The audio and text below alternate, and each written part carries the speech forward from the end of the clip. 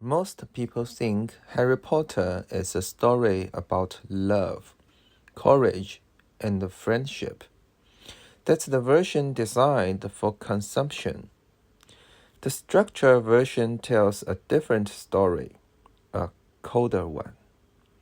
It asks only one question: who gets to decide what qualifies as elite and who never will? Harry Potter was not saved by love. He was managed. Harry was never a normal child. He was a variable, carefully isolated, quietly preserved. Dumbledore didn't raise Harry. He continued him.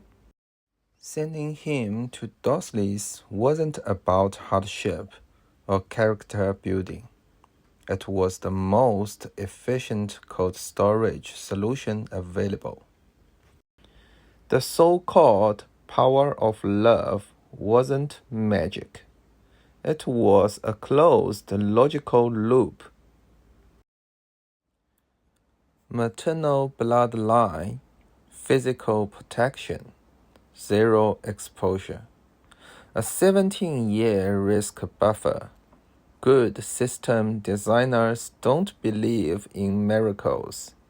They believe in containment. Hermione Granger, the illusion of meritocracy. Hermione represents something modern systems love to advertise: merit with inheritance.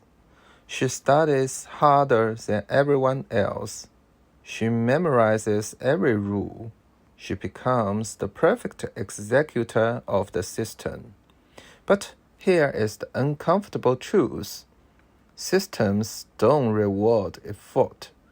They tolerate it until it becomes unnecessary. Hermione survives because she's useful, not because she's irreplaceable.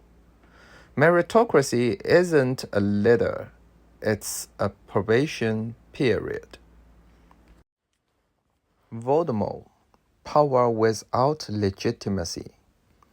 Voldemort's problem was never evil, it was illegitimacy. He wasn't pure blood, so he redefined purity. He wasn't a rightful heir, so he rebuilt the system around loyalty instead of competence.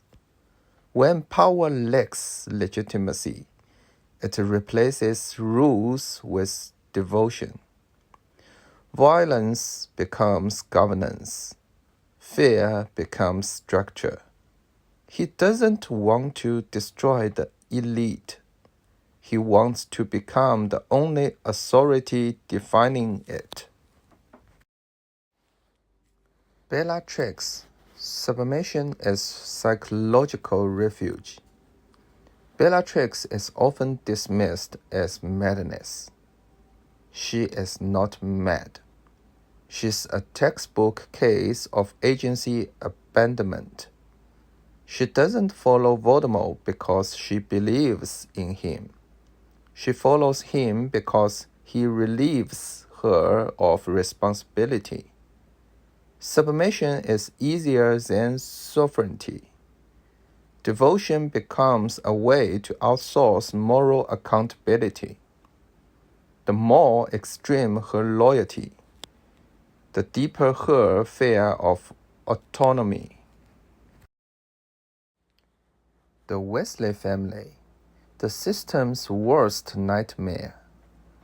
The Weasleys are not dangerous because they are poor. They are dangerous because they are strictly incompatible. They possess inherited legitimacy, yet operate on functional competence. They don't dominate. They don't worship. They prove something systems hate to admit. Capability doesn't require cruelty. That's why they are tolerated. but never centered. Dumbledore is not kind. He's a risk manager. He's careful. He doesn't fight evil. He mitigates systemic collapse. He delays confrontation. He isolates volatility. He manages succession. What he fears most isn't dark magic. It's power in the hands of those who need power to validate themselves. Dumbledore is not moral.